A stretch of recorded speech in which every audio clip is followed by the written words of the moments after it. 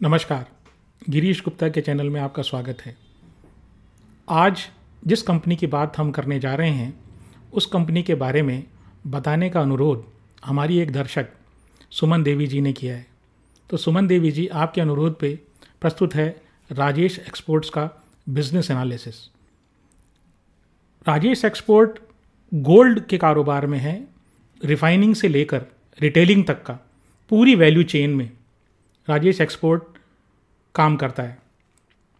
अब value chain क्या चीज़ है? देखिए, गोल्ड में सबसे पहले गोल्ड खदानों से निकलता है, तो सबसे पहला स्टेप तो उसकी माइनिंग हुई। तो माइनिंग में राजेश एक्सपोर्ट्स नहीं है। ये माइनर्स जो हैं, वर्ल्ड पूरे विश्व में जो माइनर्स हैं वहाँ से ये डोरे करके जो बार्स जो होती है वो जो रिफाइनिंग के बाद गोल्ड की बार्स निकलती है उनको डोरे बार्स बोलते हैं। तो वो डोरे बार्स जो है वो प्योर बार्स नहीं होती हैं। उनकी माइनिंग के बाद रिफाइनिंग होती है और रिफाइनिंग के बाद अगर वो 99.99% प्योर या उससे ज़्यादा प्योर हो गया तो उसको बुलियन बोलते हैं। तो गोल्ड और बुलियन में ये फ़र्क है। इसके बाद यहाँ से वो मैन्युफैक्चरर्स के पास जाता है, जैसे सुनार वगैरह जो भी हुए उनके पास जाता है, वो मैन्युफैक्चरिंग करते हैं और मैन्युफैक्चरिंग करने के बाद या तो होलसेलर के पास जाएगा वो, या एक्सपोर्ट किया जाएगा, या रिटेलर के पास जाएगा। तो बेसिकली ये जो सारे स्टेप्स हैं इस चीज़ को चेन बोलते हैं। और हर स्टेप में चूंकि गोल्ड की कीमत बढ़ती जाती है, जो रफ गोल्ड जो है आपका, जो जिसको डोरे बोलते हैं, जो उसके बाद का जो स्टेप है वो है रिफाइनिंग। तो डोरे के बाद रिफाइनिंग में गोल्ड की कीमत बढ़ जाती है। उसके बाद जब आप मैन्युफैक्चरिंग में लाएंगे तो और बढ़ जाएगी, और उसके बाद जब आप रिटेलर को देंगे तो वहाँ पर अपना मार्जिन लगा के देंगे। तो ये पूरा जो स्टेप्स हैं, ये 4-5 स्टेप्स जो हैं वो सारे जो है वो वैल्यू चेन कहलाती है, क्योंकि हर स्टेप पे वैल्यू बढ़ रही है गोल्ड की। अब दो तरह की ज्वेलरी होती है, एक एशियन टाइप ज्वेलरी और एक आता है western type jewellery. Western type jewellery में क्या होता है कि देखिए, हमको तो हिंदुस्तानियों को तो गोल्ड से प्यार है, हमें तो प्योर गोल्ड चाहिए। लेकिन वेस्टर्न वर्ल्ड में या बाहर के देशों में ज़रूरी नहीं है गोल्ड प्योर हो, लेकिन सुंदर बहुत होना चाहिए, टिकाऊ होना चाहिए और डिज़ाइन अच्छी उसकी होनी चाहिए। तो उस चीज़ को वेस्टर्न ज्वेलरी बोलते हैं। और यहाँ पर जो हिंदुस्तान और आसपास के देशों में जो गोल्ड की ज्वेलरी काम आती है उसको एशियन ज्वेलरी बोलते हैं। तो आप एक फैक्ट जो मैं अभी बता रहा हूँ उसको आप अच्छे से समझिएगा कि एशियन ज्वेलरी में गोल्ड की कीमत का 16% मार्जिन है। मतलब 100 रुपये का अगर गोल्ड है तो 16% यानी 116 में आपको बेचेगा वो, तो 16% ज्वेलर का मार्जिन है। और जो वेस्टर्न ज्वेलरी है, वेस्टर्न ज्वेलरी में, वेस्टर्न टाइप ज्वेलरी में उसका मार्जिन, यही मार्जिन 28% हो जाता है। वो कारण इसलिए है कि गोल्ड तो कम होता है, बाकी सारा पैसा डिज़ाइन का होता है, डिज़ाइन का और ड्यूरेबिलिटी का, लुक्स का। तो उसमें जो है ये सिल्वर या कॉपर, जो तांबा जो होता है उसको मिला देते हैं, चांदी या तांबा इसको मिला देते हैं, और उसके कारण उस पर जो मार्जिन है वो जितना गोल्ड होता है उसका 28% एक्स्ट्रा होता है। यानी 100 रुपये का अगर गोल्ड उसमें है तो उसमें 128 रुपये का वो ज्वेलरी बिकेगी। अब हिंदुस्तानियों को गोल्ड से बड़ा प्यार है, तो हिंदुस्तान में जो है करीब करीब हर साल 90 से 100 टन जो है गोल्ड बिकता है, और ज़्यादातर गोल्ड जो है ज्वेलरी के फॉर्म में बिकता है। और ये ज़्यादातर ऑर्गेनाइज सेक्टर में नहीं बिकता, यानी शोरूम से नहीं लेते हम, आसपास के घरों के आसपास जितने सुनार हैं या कोई छोटी दुकानें हैं वहाँ से हम लेते हैं। तो इसको अनऑर्गेनाइज सेक्टर बोलते हैं। ऑर्गेनाइज सेक्टर वो है जैसे आपका पीसी ज्वेलर हुआ, या आपका दूसरे जो ज्वेलर्स हुए जैसे कल्याण ज्वेलर्स हुआ, और ये सब। तो ऑर्गेनाइज रिटेल तो ये है, और अनऑर्गेनाइज हमारे घरों के आसपास जो सुनार होते हैं जहाँ से हम गोल्ड की ज्वेलरी लेते हैं, वो सारे हुए। और इसमें भी एक खास बात है कि हमें जो है ना, हमें गोल्ड की प्योरिटी से 22 कैरेट गोल्ड चाहिए, 22 कैरेट गोल्ड चाहिए हमें। जबकि जो वेस्टर्न टाइप ज्वेलरी है उसमें जरूरी नहीं हो 22 कैरेट, वो 12 कैरेट भी चलेगा। तो बेसिकली ये डिफरेंस है इंडियन ज्वेलरी में और जो वेस्टर्न ज्वेलरी में, या एशियन ज्वेलरी और वेस्टर्न ज्वेलरी में। अब हम बात करते हैं कि राजेश एक्सपोर्ट्स किस किस एरिया में है। तो राजेश एक्सपोर्ट, जैसे मैंने बताया, वो माइनिंग से लेके और रिटेलिंग तक के पूरी वैल्यू चेन में उपस्थित है। यानी कि वो माइनर्स से जाके कॉन्ट्रैक्ट करता है, उससे कहता है भाई हमें रफ गोल्ड या जिसको डोरे बोलते हैं वो दे दीजिए। उसके बाद वो उसके पास रिफाइनरी है, रिफाइनरी उसकी स्विट्ज़रलैंड में है और एक उत्तराखंड में है। तो यहाँ पर जाके वो रिफाइन करता है, रिफाइन करने के बाद उसको आगे मैन्युफैक्चरिंग, खुद ही मैन्युफैक्चरिंग करता है। मैन्युफैक्चरिंग के बाद 3 काम करता है। एक तो वो एक्सपोर्ट करता है पूरे विश्व में, और एक जो होलसेलर है उनको बेचते हैं, जैसे आपके आसपास के सुनार जो हैं उनको वो ये सामान दे देता है, बनी बनाई ज्वेलरी मैन्युफैक्चर करके उनको दे देता है। और उसके बाद तीसरा जो रिटेलिंग स्टोर है, तो इनके रिटेल स्टोर भी हैं जो ज़्यादातर बेंगलोर में। तो ये सारे काम ये करते हैं। आप कहेंगे ये बिज़नेस तो बहुत अच्छा है।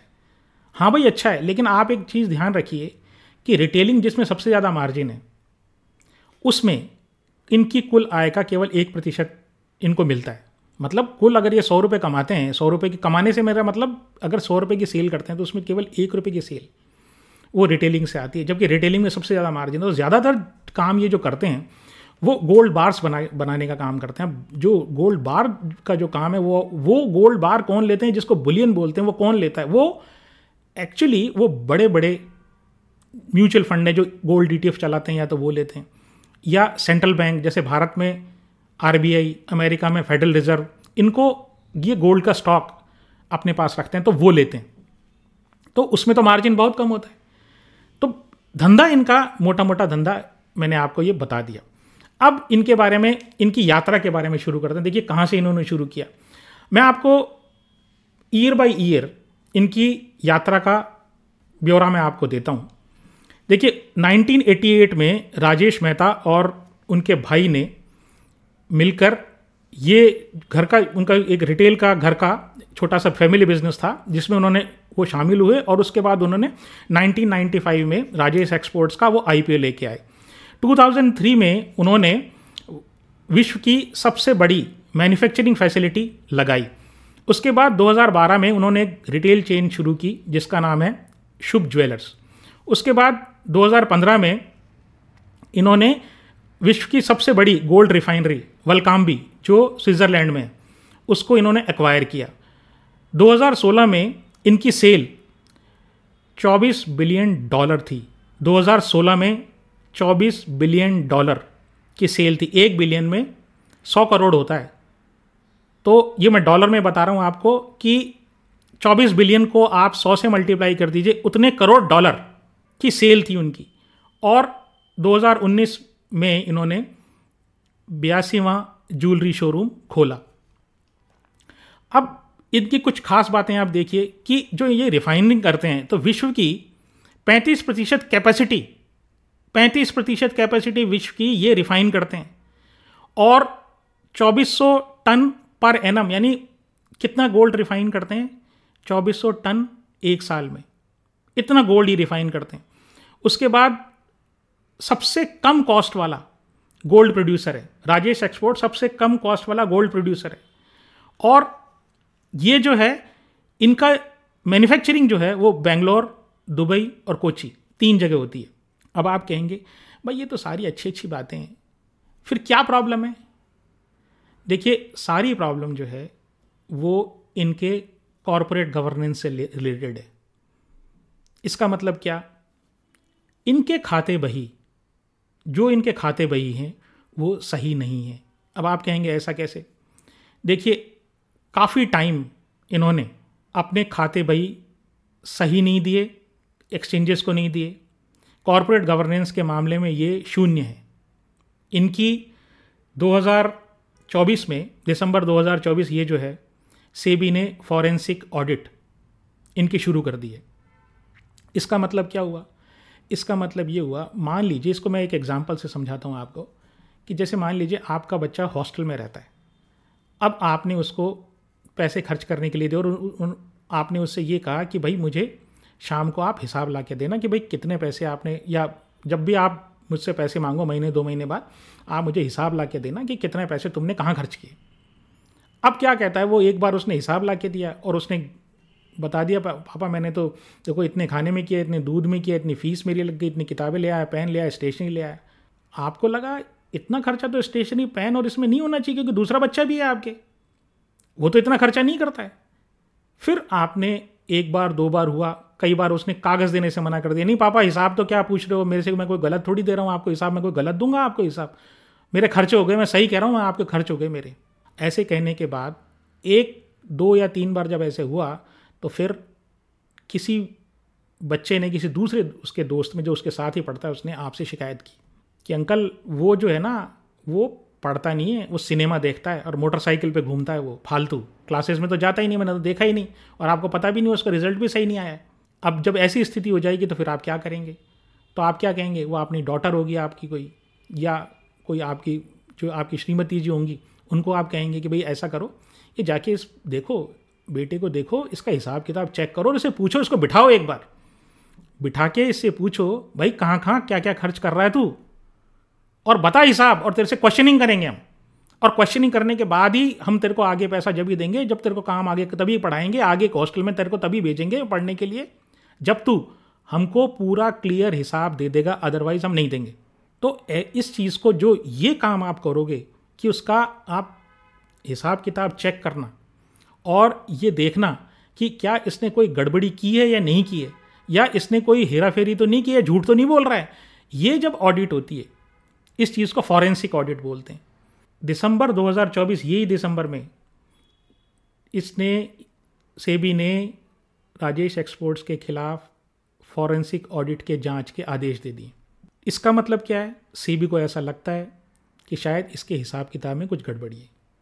दूसरी बात, एक्सचेंजेस ने कई बार इनके हिसाब किताब में गड़बड़ पाई है। जैसे Q4 के अगर रिजल्ट आए तो Q4 के रिजल्ट में आप पहले, दूसरे क्वार्टर, तीसरे क्वार्टर और चौथे क्वार्टर, इन चारों का डिटेल देते, क्योंकि 4 क्वार्टर ही टोटल एक साल में होते हैं। तो चारों क्वार्टर का रिजल्ट जो मैच करना चाहिए वो वही रिजल्ट जो है आपकी एनुअल रिपोर्ट में आना चाहिए, और वो चारों क्वार्टर का रिजल्ट जो आपने Q4 में दिया वही एनुअल रिपोर्ट में जो आपने रिजल्ट दिया उससे मैच करना चाहिए, लेकिन ऐसा नहीं है, ऐसा है ही नहीं। दूसरी बात, जो इंडिपेंडेंट डायरेक्टर की नियुक्ति है उसके बारे में इनको वार्निंग लेटर मिल गया है। किसी भी डायरेक्टर की नियुक्ति या उसके हटने या रेजिग्नेशन पर एक्सचेंजेस को, यानी स्टॉक एक्सचेंजेस को नियत समय में सूचना दी जानी चाहिए, लेकिन राजेश एक्सपोर्ट्स ने ऐसा नहीं किया है। राजेश एक्सपोर्ट्स ने उस नियत समय के काफ़ी टाइम बाद इंफॉर्मेशन दी है। इसका मतलब ये कुछ ना कुछ घोटाला है, कुछ ना कुछ चल रहा है इसमें जो हमें और आपको नहीं पता है। बड़े मज़ेदार, मैं अभी आगे शेयर होल्डिंग पैटर्न पर भी आऊँगा। एक जो सबसे इम्पॉर्टेंट बात है इसमें वो ये है कि आपने हिसाब किताब नहीं दिया, और आपके जो स्टेटमेंट्स हैं ना वो एक दूसरे से मैच ही नहीं खाते। अब आप अगर कॉमर्स में पढ़े हुए हैं तो आपको पता होगा कि जितने भी फाइनेंशियल स्टेटमेंट्स हैं वो आपस में टैली होनी चाहिए, लेकिन राजेश एक्सपोर्ट्स की तो ये बलिहारी है कि इनके खाते बही आपस में टैली नहीं करते हैं। अब बताइए ऐसी कंपनी का क्या करेंगे? अब मैं आपको एक और फैक्ट बताता हूँ जिससे आपके कान खड़े होंगे। DII का करीब 11-12% स्टेक है।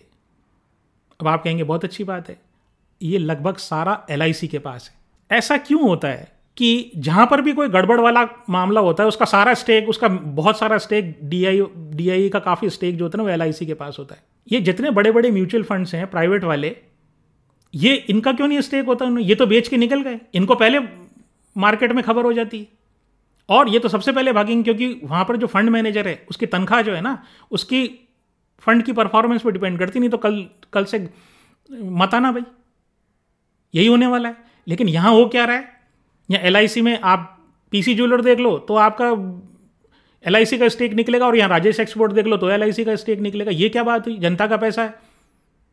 अब इनकी कोई जवाबदेही भी है कि नहीं, मुझे ये समझ में नहीं आ रहा कि हर जगह ये LIC वाला क्या LIC ने जीवित की कंपनियों को जीवित करने का ठेका ले रखा है क्या?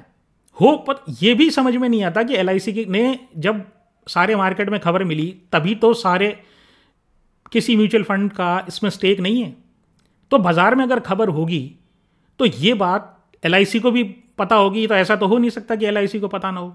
और LIC उस टाइम बाहर क्यों नहीं निकली, ये सोचने की बात है।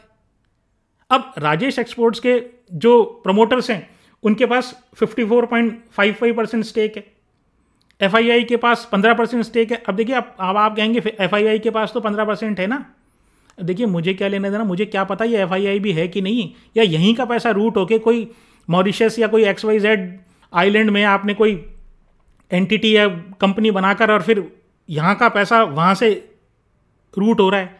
अडानी में जांच हुई ना, वो बात दूसरी है कि उसमें कुछ निकला नहीं, लेकिन जांच तो हुई। शक क्या था कि ये यहाँ से पैसा रूट हो रहा है, अडानी का पैसा बाहर की तरफ, बाहर के देशों से रूट होकर वापस इंडिया में आ रहा है और वही पैसा इनके स्टॉक्स में लग रहा है। अब ये जो FII 15% लेके बैठा, क्या पता ये FII कहीं राजेश एक्सपोर्ट्स का ही तो कोई डायरेक्टली इनडायरेक्टली दूर का रिलेटिव, दूर का इनसे रिश्ता तो नहीं है, क्योंकि ये तो ढूंढने से पता लगता है। अब रह गया बेचारा रिटेलर। अब रिटेलर के पास, बाकी सारा रिटेलर के पास है, 55% तो उस प्रमोटर के पास हो गया, 15% जो है वो FII के पास हो गया, 11% DI के पास, और सारा बाकी रिटेलर के पास हो गया। और आप ये देखिए राजेश एक्सपोर्ट्स गिरता जा रहा है और रिटेलर उसमें घुसता जा रहा है। बड़ी दुख की बात है। मतलब आप ये समझें, ये रिटेलर की जो कहानी है ना, वो खरबूजे और छुरी जैसे है। अब खरबूजा चाहे छुरी पे गिरे या छुरी खरबूजे पे गिरे, कटना तो आपको पता है खरबूजे को है, तो रिटेलर की तो वो स्थिति हो गई। तो ऐसी थर्ड क्लास कॉर्पोरेट गवर्नेंस वाली कंपनी है ये, और हर किसी ने इस कंपनी को बढ़ावा दिया। मैं मीडिया की बात कर रहा हूँ। ये क्या कहते हैं उसके बाद आप और सुनिए कि हमारे भविष्य की योजनाएं क्या हैं। तो इनकी एक कोई बैटरी बनाने की कंपनी है, उसमें कुछ ये शेयर ले रहे हैं या दे रहे हैं। भाई तुम गोल्ड का धंधा कर रहे हो ना, गोल्ड के बिजनेस में हो ना यार, तुम्हारा बैटरी से क्या लेने देना? तुम कोई इंजीनियरिंग कंपनी हो क्या? अरे तुम जूलर हो यार, उसमें काम करो ना, उसमें करो, उसमें फायदा करो। दूसरी बात यह, इनका जो ब्रदर है उनका नाम प्रशांत है, वो मैनेजिंग डायरेक्टर थे। वो मैनेजिंग डायरेक्टर भी 2 साल 3 साल से मैनेजिंग डायरेक्टर से भी हटा दिया उनको, और इनका ऑडिटर भी चेंज हो गया। मतलब जो इनके ऑडिट करता है ना खाते बही की, वो भी इन्होंने चेंज कर लिया 2 साल पहले। तो कंपनी में क्या हो रहा है? आप एक्सचेंजेस को इन्फॉर्मेशन नहीं दे रहे हो, आप सही कागज नहीं दे रहे हो, आप इंडिपेंडेंट डायरेक्टर की सूचना नहीं दे रहे हो, पैसा आपने हमसे ले रखा है। अरे इक्विटी शेयर होल्डर है, हम भी हिस्सेदार हैं, हमारी आवाज़ नहीं है तो क्या हुआ? हमारी से ही तो नहीं, हम जाके कह ही तो नहीं सकते हम माइनॉरिटी शेयर होल्डर हैं। लेकिन तब भी क्या हुआ? आप हमारा पैसा खा के चले जाएंगे क्या? ये जितने ज्वेलरी वाले हैं ना, ये जितने ज्वेलरी वाले हैं, मुझे तो देखिए ज्वेलरी सेक्टर से ही डर लगता है। मैंने एक वीडियो बनाया था, कल्याण ज्वेलर्स जब गिर रहा था ना, तो वो उसके बारे में मैंने एक वीडियो बनाया था, उसका लिंक मैं आपको डिस्क्रिप्शन में डाल दूंगा। उस टाइम मैंने ये कहा था कि 2 सेक्टर बाज़ार में ऐसे हैं, या हमारी आम जिंदगी में भी, बाज़ार से रिलेटेड नहीं हो तो भी आम जिंदगी में दो लोग ऐसे हैं जिनका हेरा फेरी किए बगैर काम नहीं चलता। आप बुरा मत मानिएगा अगर आप में से कोई हो, तो ये सच्चाई है। एक सेक्टर, एक है रियल एस्टेट वाला, वहाँ 2 नंबर का काम किए बगैर काम नहीं चलता। दूसरा, आपको पता है ना, जैसे हम लेन देन करते हैं तो 1 नंबर में इतना पैसा आपको देना है और 2 नंबर में सरकारी रेट पे DLC रेट जिसको बोलते हैं, उस पर रजिस्ट्री होती है, और ऊपर का पैसा आपको अलग से देना पड़ता है। आपको एक फैक्ट मैं बताऊं, मेरे एक रिलेटिव ने अभी 1.25 करोड़ का ज़मीन खरीदी, 25 लाख की रजिस्ट्री कराई, 1 करोड़ नगद कैश दिया है उसने। अब बताइए आप, ये हेरा फेरी का आलम है। तो एक रियल एस्टेट सेक्टर में, तो ऐसे शेयर बाज़ार में भी है कि ऐसा डर लगता है रियल एस्टेट वाली कंपनियों को के ऊपर विश्वास करके कि यार ये जो कागज़ दे रहा है या जो बता रहा है ये है भी कि नहीं। तो देखिए एक्सेप्शन हर जगह होते हैं। एक जनरल फीलिंग बता रहा हूँ मैं ये नहीं कह रहा हूँ कि कोई किसी पर्टिकुलर रियल एस्टेट कंपनी ने कुछ कर दिया हो, मैं सिर्फ एक एग्जाम्पल दे रहा हूँ। दूसरा, ज्वेलरी कंपनी का। अब आप कितने ज्वेलर थे, वो नक्षत्र ज्वेलरी वाले जो हमारे चौकसी थे, वो उनका हाल देख लीजिए, वो भी घोटाला करके भाग गए। आपने PC ज्वेलर का हाल देख ही लिया, राजेश एक्सपोर्ट्स आप देख ही रहे हैं, और कल्याण ज्वेलर का तो किस्सा जो है ना वो जग जाहिर है। उन्होंने एक कॉन कॉल करवाई, मैं कॉन कॉल अक्सर सुनता हूँ क्योंकि कॉन कॉल से भविष्य की योजना, कंपनी के बारे में भविष्य की योजना का पता लगता है। कि कंपनी क्या कर रही है, तो उन्होंने कॉन कॉल करवाई, लेकिन कॉन कॉल रिजल्ट्स के एनालिसिस के लिए नहीं कराई थी, वो 45-47 मिनट की कॉन कॉल थी। तो कंपनी का जब शेयर, कल्याण ज्वेलर की बात कर रहा हूँ मैं, तो कल्याण ज्वेलर के की कॉन कॉल में उन्होंने क्या लिखा कि ये जो कॉन कॉल है ये जनरल पर्पजेज़ के लिए हमने बुलाई है। तो वहाँ पर ये तब बुलाई उन्होंने अभी 7 तारीख के आसपास, 13 जनवरी को शायद बुलाई थी, मतलब जनवरी में बुलाई उन्होंने ये एनालिस्ट मीट, और उसमें उन्होंने एनालिस्ट से क्वेश्चन किए। तो उस टाइम उनके ऊपर आरोप थे 2 कि इन्होंने अपने शेयर को, फंड मैनेजर्स को पैसा दिया है और उनको पैसा देकर अपने शेयर के भाव बढ़ाए हैं, और दूसरा इनके ऊपर आरोप था जो बाज़ार में चल रहा था। तो दूसरा उनके ऊपर ये था कि ये जो है ना, इनके ऊपर FIR हुई है किसी कारण से। अब अगर आप उस कॉन कॉल को सुनेंगे, वो 47-48 मिनट की इन्होंने जो कॉन कॉल थी उसको सुनेंगे, उसमें इन्होंने सब चीज़ को नकारा और ये बोले कि अब हम आपसे 2-3 हफ्ते बाद मिलेंगे जब हम कंपनी के रिजल्ट डिक्लेयर करेंगे। और उसी दिन इन्होंने, जिस दिन वो कॉन कॉल की, उसी दिन उन्होंने उस कंपनी के रिजल्ट डिक्लेयर कर दिया। अब इसका क्या मतलब है? आपकी कोई प्लानिंग नहीं है क्या? इतनी बड़ी कंपनी हो, आपको कोई प्लानिंग नहीं होती कि आप रिजल्ट कब डिक्लेयर करेंगे? मतलब अजीब सा माहौल है ये। मतलब ज्वेलरी कंपनियों पे तो विश्वास करना ही मतलब पाप हो गया। आप कल्याण ज्वेलर्स में भी बहुत लोग फंसे हुए होंगे, आपके भी कोई परिचित होंगे या कुछ होंगे, फंसे हुए होंगे, क्योंकि इतना कंफ्यूजिंग मामला है, आदमी को समझ ही नहीं आता क्या कर रहे हैं ये। अच्छा, इसमें गेहूं के साथ घुन भी पिस जाता है। वो बेचारे जितने भी ढंग के कोई ज्वेलर होंगे ना, वो और इसके लपेटे में आएंगे तो लोग विश्वास करना ही छोड़ देते हैं। अच्छा, अब क्या कहते हैं ये? अब मैं राजेश एक्सपोर्ट्स की बात करता हूं। अब इन्होंने अपनी भविष्य की योजनाएं बनाई हैं। वो ये कहते हैं कि हम भविष्य में हम डायरेक्ट टू रिटेलर भी करेंगे। भाई, आप रिफाइनिंग से शुरू किया आपने, या ये कहते हैं हम तो माइनिंग से हैं। तो माइनिंग तो नहीं है इनके पास, माइंस तो नहीं है, ये तो माइनर से डोरे बार्स लेते हैं। तो ये कहते हैं कि साहब हम तो जो बेचेंगे ना, वो डायरेक्ट रिटेलर को बेचेंगे। ड्यूटी फ्री शॉप्स पे हम गोल्ड बार्स बेचेंगे, और बेंगलोर में हम बड़ा शानदार गोल्ड रिटेल की चेन की हम के शोरूम्स की चेन खोलेंगे, और ई कॉमर्स को एक प्लेटफॉर्म खोलेंगे, मतलब ई कॉमर्स की वेबसाइट खोलेंगे, वहाँ से डायरेक्ट टू कस्टमर बेचेंगे। अरे वो तो सब ठीक है, बट कागज़ तो दो, आप क्या कर रहे हो वो तो सब समझ लिया मैंने। आप जो मुंह जबानी जबानी जमा खर्च आप कर रहे हैं वो तो मुझे समझ में आ गई, बट एक्शन कहाँ है? और एक्शन है तो इसके कागज़ कहाँ हैं? आप ये क्यों नहीं कहते? इतने ईमानदार हो तो आप ये क्यों नहीं कह देते कि भाई आप मेरे कागज़ चेक करो? आपको जो ईमानदार होगा वो तो पूछ ले, कह देगा कि भाई आप मेरे कागज़ चेक करो, आप किसी को बुला लो, कहीं से ही बुला लो, कोई बढ़िया से बढ़िया ऑडिटर बुला लो। ऑडिटर कोई भगवान थोड़ी है कि मेरे सिर पे थोड़ी आके बैठेगा। मैंने अगर गलती की होगी तभी तो पकड़ोगे ना मुझे, लेकिन दाएं बाएं कर रहे हो आप। तो अब आप समझ ही होंगे राजेश एक्सपोर्ट्स किस तरह की कंपनी है, कहना क्या करना क्या। और देखिए बात ये है, इतने सारे शेयर हैं बाजार में, कमी है क्या शेयरों की? कोई शेयर ले लीजिए, अच्छा शेयर लीजिए जिससे कम से कम पैसा तो नहीं डूबे। अब आप ये मत कहिए, कई लोग ये लॉजिक देते हैं इसके पास भी तो 54% का स्टेक है या 55% का स्टेक है। ये मैंने ये कल्याण ज्वेलर में भी ये उदाहरण आपको दिया था, जो मैंने कल्याण ज्वेलर का वीडियो बनाया था।